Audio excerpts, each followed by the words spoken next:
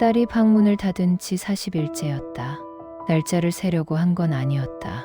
그저 밥을 들고 문 앞에 설 때마다 글 밑에 쌓이는 납작한 메모지들이 숫자를 대신해 줬다.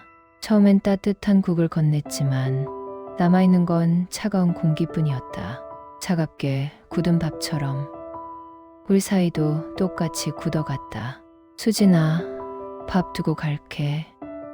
나는 매일 같은 말만 반복했다. 돌아오는 건 늘 숟가락 한 번 스치는 소리를 기다리는 침묵뿐. 고3 겨울 수능 성적표가 나온 직후 딸은 온 세상을 피하듯 방 안으로 사라졌다. 원하는 대학은 물론 안전 지원이라고 생각했던 학교들에서도 모두 탈락했다. 그 뒤론 불이 켜진 방을 본 적도 딸 얼굴을 본 적도 거의 없었다. 문은 닫힌 채로 겨울처럼 냉혹했다. 딸이 움직이는 소리는 하루에 2번 정도, 그마저도 새벽이었다. 벽을 타고 전해지는 아주 작은 발소리, 물 내리는 소리, 그리고 정확히 새벽 3시 10분마다 들리는 바스락거리는 종이 넘기는 소리. 처음엔 책을 잠깐 읽나 보다 그 정도로 생각했다. 하지만 시간이 길어질수록 그 소리는 나에게 이상한 공포로 스며들었다. 책을 읽는 소리라고 하기엔 너무 억눌린 듯했고 무언가를 숨기듯 급히 넘기는 느낌이었다. 나는 점점 상상과 오해 속으로 빠져들었다. 혹시 학교에서 안 좋은 일이 있었던 건 아닐까? 혹은 일부러 새벽에 깨어있는 건 잠들면 무서운 생각이 찾아와서 그런 건 아닐까? 하지만 그 어떤 것도 확신할 수 없었다. 아이와 나 사이엔 오직 문 하나가 있었고 그 문이 내 모든 상상을 키워냈다. 아이의 방을 들여다본 적은 없다. 하지만 문틈으로 나오는 공기만으로 방 안의 기운이 완전히 죽은 듯한 느낌을 받을 때가 있었다. 방바닥에서 울리는 미세한 진동 때문에 딸이 혹시 격한 행동을 하는 건 아닌지 겁이 났다. 한밤중에 갑자기 책상이 부딪히는 소리가 들린 적도 있었다. 나는 소스라치게 놀라 거실을 뛰어다니며 혹시 딸이 잘못된 선택을 한 건 아닌지 문을 붙잡고 떨었다. 그러나 다음 날 딸은 여전히 방 안에 있었다. 물컵이 살짝 문틈에 밀려 나오고 그 옆에 새로 먹은 약 봉투가 놓여 있었다. 그제야 알았다. 위험한 상상을 만든 건 상황이 아니라 내 두려움이었다는 걸. 학교에서도 연락이 왔다. 담임이 조심스레 말했다. 요즘 수진이가 연락을 안 받네요. 졸업 관련 서류도 정리해야 하는데. 나는 머뭇거리며 대답했다. 요즘 좀 힘들어해서요. 제가 말해볼게요. 말은 쉽게 했지만 딸에게 그 말을 전할 자신이 없었다. 날은 딸의 방문 앞에서 숨을 죽인 채 움직이는 소리에 귀를 기울였다. 내가 낳은 그 아이가 지금 이 순간 무슨 생각을 하고 있을까? 알 수 없다는 것이 가장 큰 고통이었다. 나는 엄마가 맞는지조차 의심했다. 무엇을 해줘야 하는지, 어떤 말이 아이를 더 망가뜨리는지 매 순간 두려웠다. 42일째 되던 날 나는 결국 무너졌다. 수진아, 계속 이러면 엄마가 너무 걱정돼. 문 좀 열어줘. 너 잘못한 거 아니야. 수능 망한 거. 그게 인생을 망치는 것도 아니고. 문은 갑자기 벌컥 열렸다. 딸의 눈은 붉게 부어 있었고 입술은 바싹 말라 있었다. 엄마는 몰라. 그 말은 나를 뼛속까지 흔들었다. 너무 무거워서 내가 뭘 견뎌야 했는지 엄마는 아무것도 몰라. 그리고 다시 쿵 문이 닫혔다. 나는 그 문 앞에서 한참을 서 있었다. 말을 잘못했다는 죄책감과 딸이 무너지기 직전이라는 확신이 나를 짓눌렀다. 그날 이후 딸의 움직임은 더 뜸해졌다. 새벽 3시 10분. 그동안 늘 들리던 바스락 소리마저 사라졌다. 방 안은 고요했고 나는 그 고요가 견딜 수 없었다. 결국 새벽에 문을 두드렸다. 수진아, 엄마야. 괜찮아? 대답 좀 해줘. 딸은 아무 말도 하지 않았다. 조금 있다가 침대 스프링이 눌리는 작은 소리만 들렸다. 그 순간 나는 또다시 최악의 상상을 했다. 하지만 그것도 나의 착각이었다. 우리 둘 사이에 제대로 된 대화가 없으니 모든 것이 오해와 공포로 변했다. 정확히 51일째 되는 날이었다. 딸이 처음으로 스스로 문을 열었다. 머리는 흐트러져 있었고 방 안엔 작은 책상 등이 켜져 있었다. 딸은 말없이 한 장의 종이를 내밀었다. 편지도 아니었다.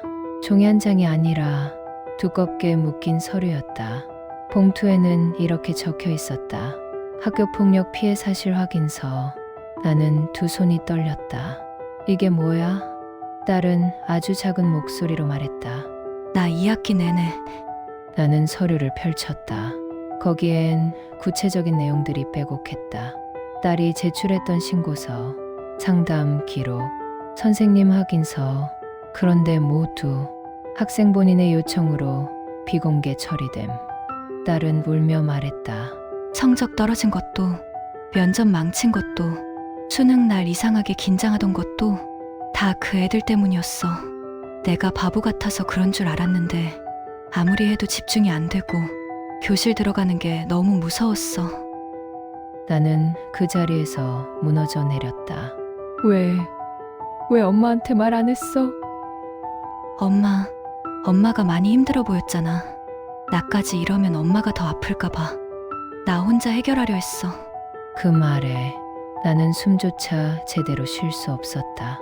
그동안 딸이 새벽마다 책을 넘기던 소리는 오해가 아니었다. 딸은 그 시간에 상담센터에서 보내준 심리회복 자료를 하나하나 읽고 있었던 것이다.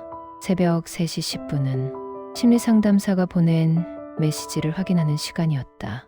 밤늦게까지 일하는 상담사가 그 시간에만 답장을 보낼 수 있었던 것이었다.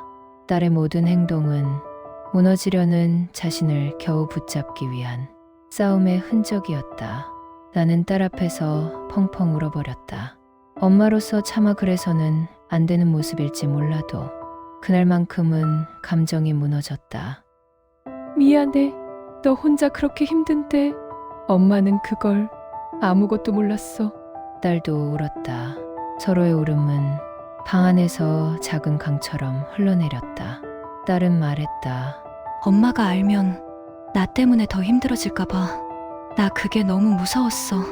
그 말을 들은 순간 나는 딸이 왜 방 안에 숨어 있었는지, 왜 세상과 단절했는지, 왜 문을 닫았는지 그 모든 이유가 하나로 이어졌다.